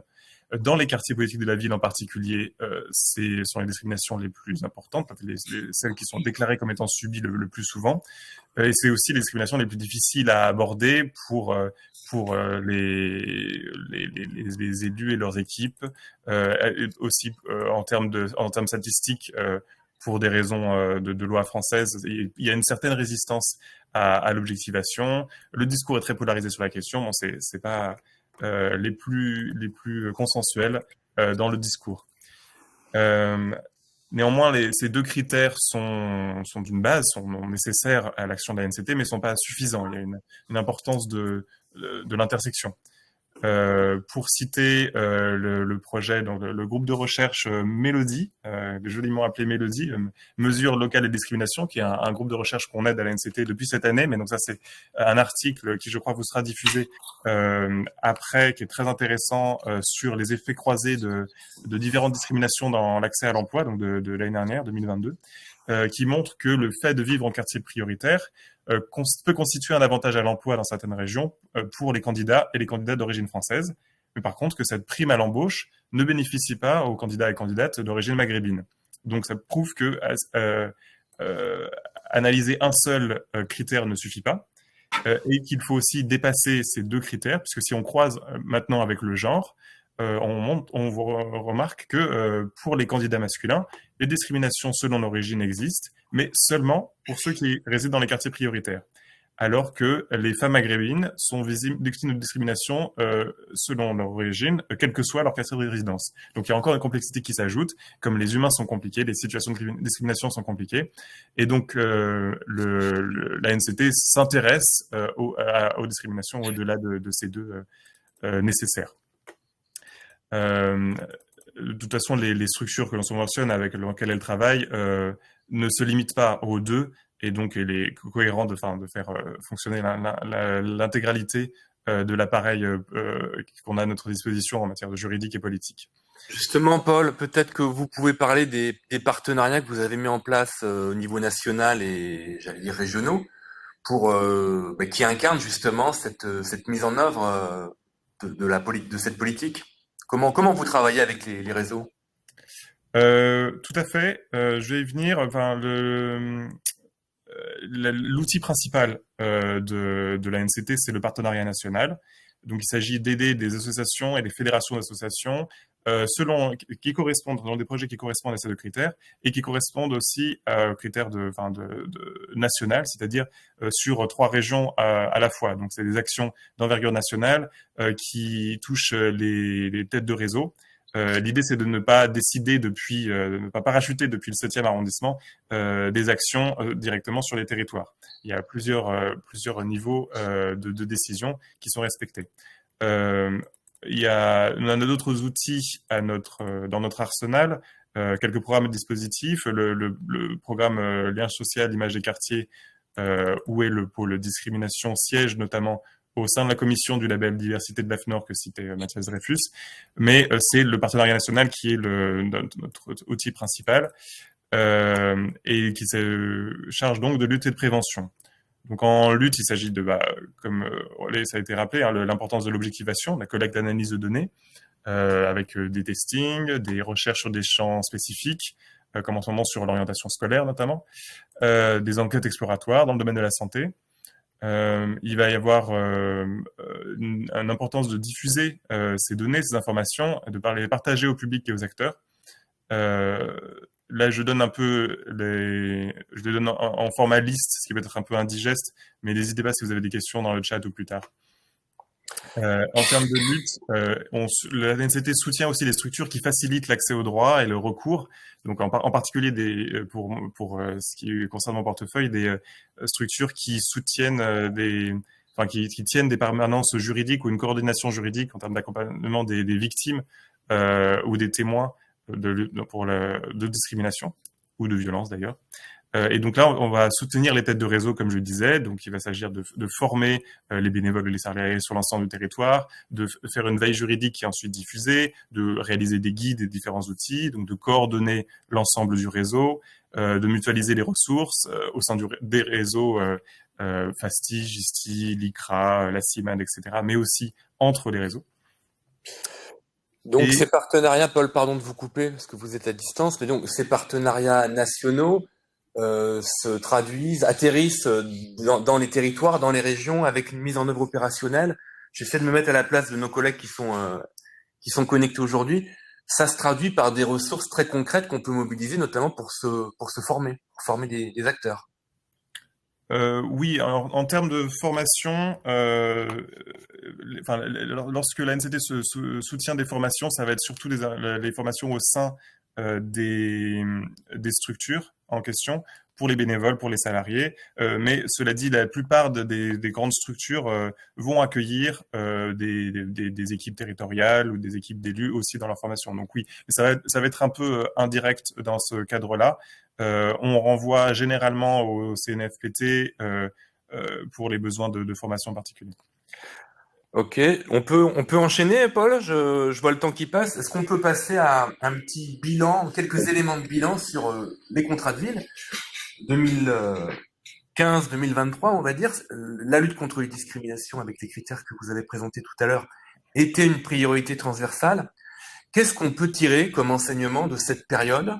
Est-ce que vous pouvez nous partager quelques éléments d'analyse? Avec la perspective pour un certain nombre d'acteurs présents aujourd'hui que les contrats de ville sont renouvelés, qu'est-ce qu'on tire comme enseignement pour s'améliorer demain? Tout à fait. En 2014, la démarche d'inclusion des plans territoriaux, lutte contre la discrimination était obligatoire dans les contrats de ville. La NCT a accompagné d'ailleurs à la mise en place de diagnostics. Ce n'est pas le cas a priori dans les nouveaux contrats de ville qui commenceront l'an prochain. L'accent est porté plus sur la définition d'enjeux locaux identifiés en lien avec les habitants des quartiers, donc d'où la commission actuelle sur la participation citoyenne, qui est en train de rédiger ses conclusions, donc je ne peux pas les donner d'avance, mais il semble que le questionnaire qui avait été mis en ligne posé aux habitantes des quartiers, qui a reçu beaucoup de réponses, ne met pas la lutte contre la discrimination à l'honneur, on va dire, des priorités des habitants et des habitantes. Pour ce qui est du bilan proprement dit, il n'y a pas eu de volonté, pour pas retarder le calendrier, d'établir un bilan de cette décennie quasiment de contrats de ville. Par contre, il y a une note qui a été réalisée par le réseau RECI, Ressources pour l'égalité des chances et l'intégration, qui en fait un bilan très intéressant, qui montrait qu'en 2014, donc il y a une priorité qui avait été réaffirmée, mais pour la lutte contre la discrimination, donc avec cette obligation d'insertion des plans territoriaux, mais c'était une priorité qui a été un peu fondue parmi beaucoup d'autres, avec des priorités comme laïcité, égalité, mais aussi par le fait que les discriminations sont nombreuses. Elles étaient 25 maintenant, 26 à présent. Et donc, les deux critères principaux de la politique de la ville ont pu être mis à l'écart par rapport à des critères plus consensuels comme l'égalité ou le handicap, des structures et des politiques existaient déjà. Il y a eu une difficulté de mise en place des plans sur cette période. Il y avait dès le début, il y avait une injonction transversale de cet objectif, mais qui a été peu maîtrisée et difficile à mettre en œuvre avec la réforme des régions, avec le turnover des équipes, avec le manque de postes dédiés, et qui, s'ils étaient dédiés, étaient là encore peu transversaux. Donc le mot du récit, c'est que en pratique, cette démarche a été comprise comme contraignante, voire accessoire, mais elle a néanmoins fonctionné dans certains territoires grâce à l'accompagnement méthodologique, donc notamment par le marché public national de la NCT et par un soutien financier, par l'accompagnement des centres ressources politiques de la ville aussi, évidemment, par la qualification et l'animation des réseaux, par les espaces de partage d'expérience aussi. Et donc, s'il y a une condition de réussite des prochains contrats, il s'agit de continuer le portage politique, d'accompagner les démarches locales et d'outiller l'objectivation scientifique, méthodologique et diffuser autant que possible les outils et les enseignements. Merci Paul. Alors du coup, on fait la transition avec la perspective, donc quartier 2030, les contrats de ville 2024-2030. Est-ce que vous pouvez nous dire un mot de contexte? Et puis je passerai aussi la parole à Monsieur Dreyfus. Quelle est l'actualité finalement sur le sujet et comment cette priorité peut s'incarner, peut s'intégrer ou pas dans les contrats de ville, je le répète, qui sont en cours d'élaboration, voire de finalisation, puisqu'ils doivent être signés au plus tard fin mars 2024. Qu'est-ce qu'on peut dire en quelques mots? Oui, comme je disais, les conclusions sont en train d'être réalisées par la commission dédiée. On est en période de négociation. En fait, le calendrier est très resserré puisque les contrats vont devoir être signés au premier trimestre et que les conclusions sont encore en train d'être rédigées. Donc, il va y avoir très peu de temps pour réaliser ça avant les contrats. Et je pense que la première année des contrats va peut-être demander des réévaluations. Et il s'agira de se reposer sur ce qui existe déjà et ce qui est déjà proposé par la NCT. Si j'ai 2 minutes, je veux bien faire une petite liste des outils que la NCT peut proposer aux territoires qui veulent s'en emparer, donc qui ont l'initiative. Allons-y. Il y avait une question, et vous allez répondre vous deux en même temps, mais parlons des ressources que vous diffusez, vous produisez, vous diffusez. Il y avait une question d'une collègue de Pessac tout à l'heure sur l'époque 2016-2017 où le CGET, le feu CGET, avait des ressources, pouvait financer des diagnostics. Voilà. Est-ce que vous pouvez nous faire un petit panorama des ressources qui sont à disposition des acteurs? Alors plus que il y a encore des diagnostics qui ne passent sous le même format, notamment c'est surtout avec des structures avec lesquelles on travaille, comme notamment le l'ARESVI que vous avez rencontré en la personne de Johanna Dagorn la dernière fois, qui est aidée au niveau national pour pouvoir aller démarcher les territoires et proposer des diagnostics sous donc diverses façons et aller jusqu'à la mise en place pour les territoires qui le souhaitent. Il y a des outils de sensibilisation aussi qui sont disponibles. J'ai pas forcément le temps de tous les citer, mais de nombreuses expositions faites par nos structures, par les structures que l'on subventionne. Je pense notamment à Portrait de France, qui est réalisé par la Chac, qui est une exposition très visible, très facile à appréhender, à apprécier sur les personnes issues de la diversité qui ont fait le récit national. Quelque chose qui transcende assez les divisions actuelles. Et je suis aussi assez enthousiaste sur un outil qui n'est pas encore disponible, mais qui devrait l'être vraiment au tout début 2024, qui est en train d'être réalisé par la Fédération des centres sociaux de France. C'est un site ressource sur la lutte contre la discrimination qui sera mis à disposition sur demande de qui veut. Donc une banque de données de référence, de définition, méthode, expérience partagée, qui devrait être disponible du coup justement. Le lancement des nouveaux contrats est quelque chose dont on a, il me semble, vraiment besoin.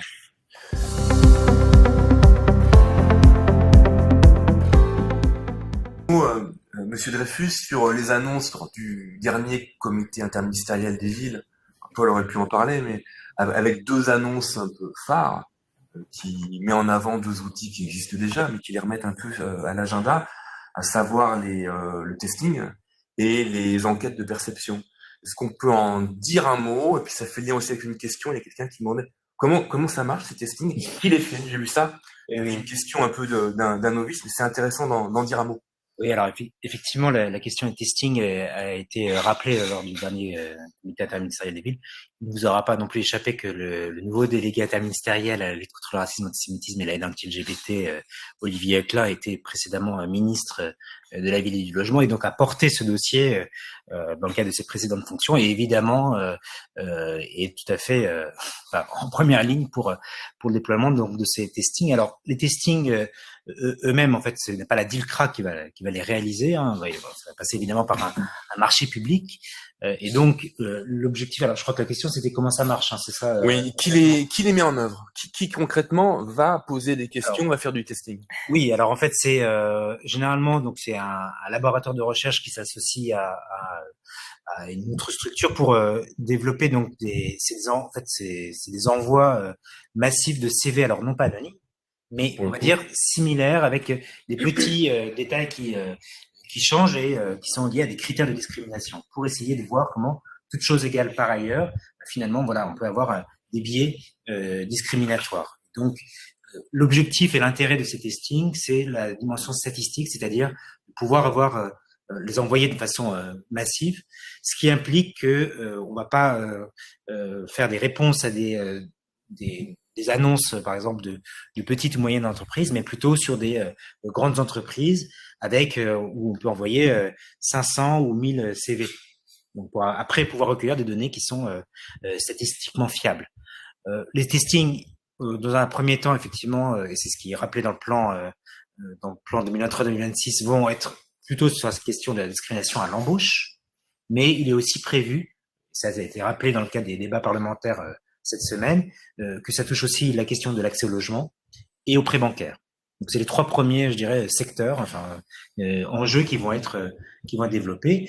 Et évidemment, parmi les critères liés à l'origine, hein, mais la question de l'adresse, par exemple. Hein, alors il y a le patronyme, mais aussi l'adresse sont tout à fait vont être pris, hein, parce que la question, c'est aussi effectivement de faire le lien avec les enjeux de discrimination qui visent les personnes vivant dans les quartiers politiques de la ville. Et il y avait une deuxième question. On peut surtout dire que du coup, les testings sont portés par des laboratoires de recherche et c'est cadré scientifiquement avec une méthode d'objectivation. On peut citer les travaux de l'Observatoire des discriminations qui est dirigé par Yannick Lorty et les travaux aussi sur les questions d'apparence physique ou autres par François Amadieu. Mais effectivement, ce sont des collaborations avec des scientifiques. Je crois qu'il y avait d'autres questions, on peut peut-être remonter. Il y avait une question justement sur l'évaluation,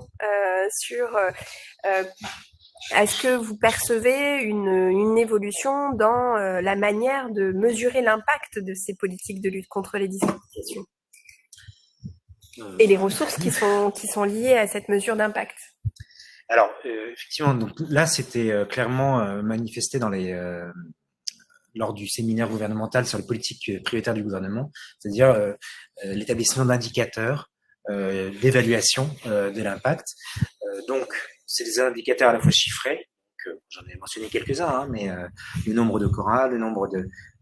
ce que, par exemple, ces politiques, ces campagnes de testing vont pouvoir donner en termes de données objectivables. Il y a toute une dimension, et ça rejoint de manière plus générale la lutte contre le racisme, l'antisémitisme et la discrimination, qui est beaucoup moins facilement objectivable. Pour prendre le cas d'agissement discriminatoire, hein, là je parle pas de discrimination, alors pardon, je reviens juste un peu en arrière, on a aussi effectivement un indicateur qui est évident, qui est le nombre de sanctions prononcées en justice. C'est important parce que là aussi, au niveau aussi des quoras et puis aussi du ministère de la Justice, on n'a pas forcément toujours la suite. Le DILCRA, par exemple, a la capacité de faire des signalements via l'article 40 du Code de procédure pénale, mais malheureusement, on n'a pas toujours les remontées, les retours. On l'a maintenant de plus en plus, mais il y a aussi une culture aussi pour faire remonter l'information qui doit encore être affinée, je dirais. Et puis donc effectivement, on a toute une part qui est plus de l'ordre d'une évaluation qualitative que quantitative pour savoir effectivement quel peut être l'impact à moyen, long terme de ces politiques de lutte contre les discriminations. On a dans le plan une mesure phare qui est la visite mémorielle, la visite d'un lieu de mémoire ou d'histoire en lien avec l'histoire du racisme, l'antisémitisme ou des discriminations. Évidemment, c'est complexe de savoir si ces visites ont un impact et permettent de changer les mentalités, les attitudes, les comportements des élèves, futurs citoyens. Alors, je prends une question et vous allez y répondre avec ensemble. Les démarches contre les discriminations sont souvent individualisées. Au-delà des campagnes d'information, quelles sont les bonnes pratiques pour lutter contre les discriminations au niveau collectif? Je sais pas si vous... Alors, justement, je campagne d'information, j'en ai pas parlé beaucoup, et justement, on mène une campagne d'information, une communication. Alors, il y a plusieurs. On a par exemple une campagne d'affichage. Alors, plus au mois de novembre et au mois de mars, autour du 25 novembre et du 8 mars. Donc ces deux dates-là, ces deux temps forts, donc avec des affiches, alors que ce soit dans notre administration que dans les lycées, et on voit alors qu'un numéro, on dit Osons agir avec donc je pense. Alors cette année c'est Osons agir. L'année dernière c'était Tous témoins pour montrer aussi que on se doit d'être vigilants aussi tous quand par rapport à ces questions-là. Et puis on voit que en fait ça a son utilité parce que donc il y a un numéro de téléphone, c'est le 3919, et pendant ces campagnes-là, on voit une hausse d'appels. Donc ça montre bien qu'il est nécessaire de mener ce genre d'action. Ensuite, je pensais à quelque chose. Moi, je pensais par rapport au handicap, par rapport justement à la sensibilisation, à la formation, et puis en fait de diffuser cet esprit-là au niveau de nos managers, au niveau de notre administration. On peut se vanter, même si on peut toujours aller plus loin, d'avoir 8,60, presque 9% de nos employés en situation de handicap, ce qui est quand même, parce que vous savez, c'est minimum 6%. Donc bon, on a quand même un bon chiffre. Et puis au niveau aussi de l'égalité professionnelle hommes-femmes, on a aussi un nombre de femmes équitable par rapport aux hommes. Et puis on est vigilant parce qu'il n'y a pas que aussi le nombre de femmes et le nombre, enfin voilà, par rapport au nombre d'hommes. Il y a aussi tout ce qu'on voit moins, c'est-à-dire l'évolution de carrière, les temps partiels subis, voilà, toutes ces choses auxquelles on est particulièrement vigilant dans notre politique. Voilà. Et puis c'est vrai que cette question de discrimination, je pense aussi par rapport toujours au handicap, par exemple, c'est un exemple. On est heureux aussi d'avoir ce nombre-là parce que souvent tout le monde est d'accord pour dire ah ben non, on est contre les discriminations, mais quand un employeur voit surgir une personne en situation de handicap, ça fait peur. Donc et il va privilégier ou elle va privilégier plus la personne postulante en situation de la personne valide plutôt que la personne en situation de handicap. C'est un fait. Et justement de dire que eh bien il y a des moyens de justement de vaincre ces peurs là, mais c'est qu'un exemple, hein, ça peut être d'autres choses. Il y a le fait de sensibiliser les gens permet aussi de lutter contre ces discriminations. Donc ce que vous disiez d'ailleurs dans l'action positive, hein, je crois. Si je peux juste ajouter quelque chose, en tout cas ce que je comprends de la question, c'est vrai que les formations sont souvent ciblées sur l'individu en termes de conscientisation de ces stéréotypes et des mécanismes qu'il peut mettre à l'œuvre dans son propre quotidien. Le niveau collectif, pour le toucher, je pense qu'il faut repenser ou si c'est déjà pensé, c'est la dimension de la co-construction en fait des actions. C'est-à-dire que l'individu n'est plus en réception de quelque chose autour de la question de la discrimination, mais comment il peut déjà co-participer, parce que la notion de cette co-construction, c'est la prise de conscience que l'égalité n'est pas une affaire individuelle, c'est une affaire collective, c'est une affaire organisationnelle qui touche à la question de l'absentéisme au travail, qui peut avoir des impacts sur la santé mentale et la santé psychique d'une équipe, etc. Et je pense que passer justement à ce niveau de prise de conscience d'indicateurs vraiment organisationnels permet de dire on n'est plus sur un problème, un micro... un problème à une échelle micro-sociologique, quoi. C'est vraiment quelque chose qui est de l'ordre du méso, voire macro, si on part. Mais voilà, c'était juste pour ajouter un élément. On arrive bientôt au terme du webinaire. J'aimerais quand même qu'on revienne sur cette notion d'approche territoriale parce que c'est vraiment la finalité du cycle de qualification.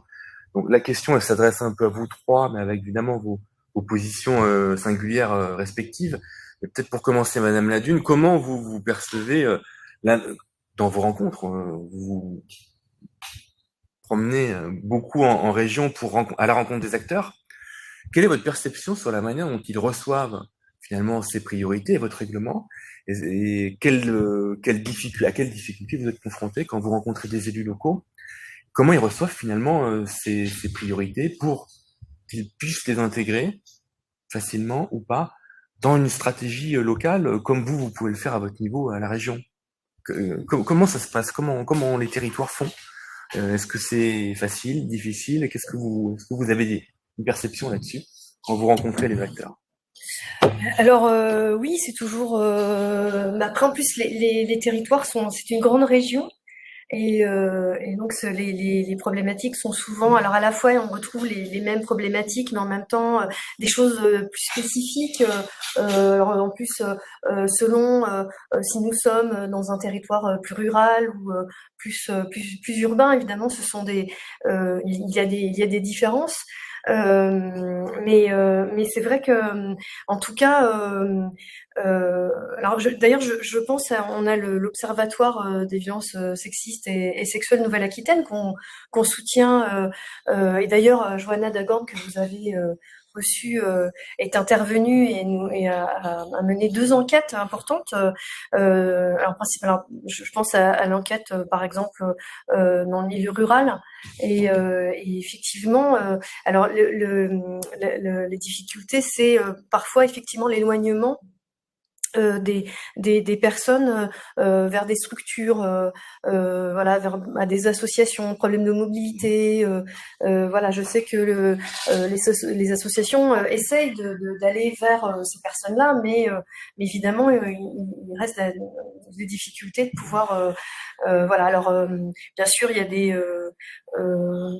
par exemple, le Secours populaire a un camping-car. On a financé, on les a aidés à acheter un camping-car justement pour les inégalités numériques.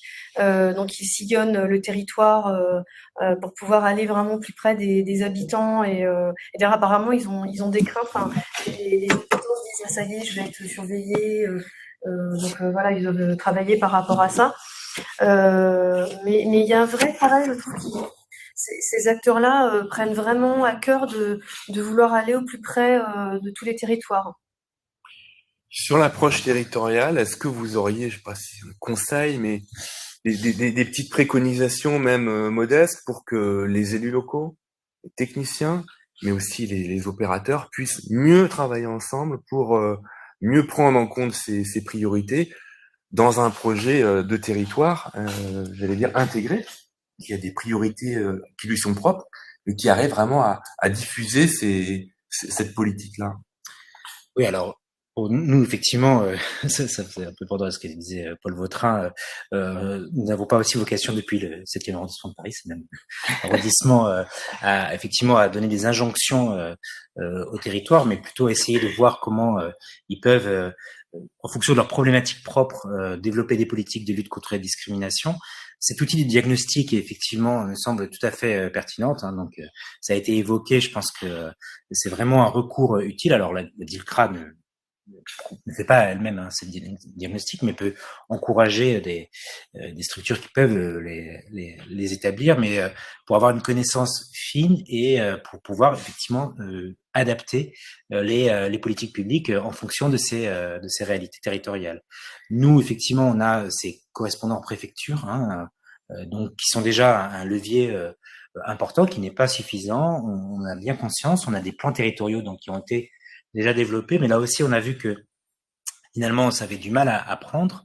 Et donc c'est pour ça que l'échelon local, alors ça implique une autre démarche, hein, et une autre temporalité aussi, puisque on est aussi lié à la temporalité des élus locaux, hein, mais en tout cas un autre dialogue à nouer. Et Olivier Klein, donc qui par ailleurs est aussi l'élu local, a aussi volonté de vraiment mettre, je dirais, voilà, renforcer ce dialogue avec les élus locaux pour essayer d'identifier à la fois un volet de lutte contre les discriminations, mais aussi y inclure, en fonction du territoire, un volet mémoriel, par exemple, le lien avec des lieux de mémoire, qui peuvent être à la fois des ressources, pense évidemment aux scolaires, mais pas uniquement, pour les collectivités territoriales, pour travailler sur le vécu, sur l'histoire du territoire.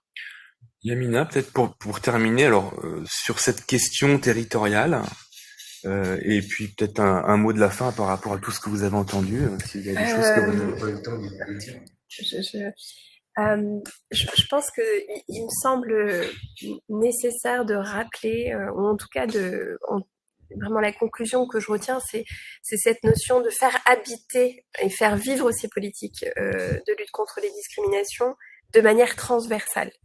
Et ça nécessite en réalité un portage politique très fort, mais qui repense le système de gouvernance de ces politiques de discrimination et qui s'incarne très concrètement par le fait d'instaurer des comités de pilotage, des comités de direction avec d'autres élus qui ont en charge d'autres prérogatives et d'autres injonctions. C'est ce dialogue entre les secteurs qui fera qu'on peut accéder à de l'impact sur la lutte contre les discriminations de manière très concrète, non plus à une échelle individuelle, mais à une échelle collective et organisationnelle, et donc territoriale de ce point de vue-là. Et voilà un peu la conclusion que je retiens un petit peu des discussions. Je voulais juste apporter un petit témoignage. Paul Vautrin a évoqué tout à l'heure Portrait de France très rapidement. Donc j'ai vu cette exposition et donc elle montre à quel point la France doit sa richesse culturelle, politique, scientifique à ces hommes et femmes qui venaient d'ailleurs. Je pense à Marie Curie, Jacques Offenbach, voilà, j'en passe, Joséphine Baker, voilà. Donc pour situer la musique, la culture, enfin voilà. Donc voilà, des très intéressantes. Il y a des ressources à mobiliser Voilà, pour exactement. sensibiliser et toucher du monde, des citoyens ou des professionnels.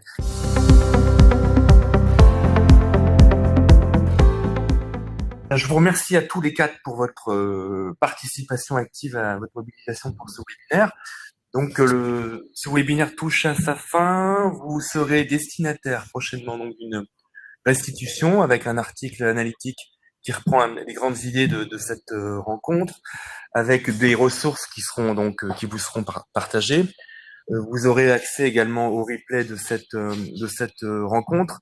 Donc nos 2 prochains rendez-vous de ce cycle, on a un petit peu de temps là, on vous donnera les dates, elles ne sont pas encore fixées. Au mois de mars, on aura un 3e webinaire qui sera donc un retour d'expérience cette fois, plus de terrain avec des élus locaux et les opérateurs qui partageront les stratégies et les actions qui ont été mises en place. Et puis au mois de mai ou au mois de juin, on fera une visite de terrain donc dans une collectivité de la région Nouvelle-Aquitaine, et vous serez donc invité à vous rendre dans cette collectivité pour écouter, partager les points de vue et entendre la stratégie locale qui a été portée, des témoignages très concrets. Mais cette rencontre aura également pour objectif de passer à l'action collectivement, échanger sur les modes de faire, la méthodologie, pour que tous ceux qui sont présents repartent dans leur territoire avec des outils pour mieux mobiliser les acteurs et vraiment passer à l'action. Je vous partage aussi une ressource. On a des collègues, un centre de ressources de la région Grand Est, l'ORIV, qui actuellement met en place un module qui ressemble un petit peu au nôtre, mais qui est tout à fait complémentaire.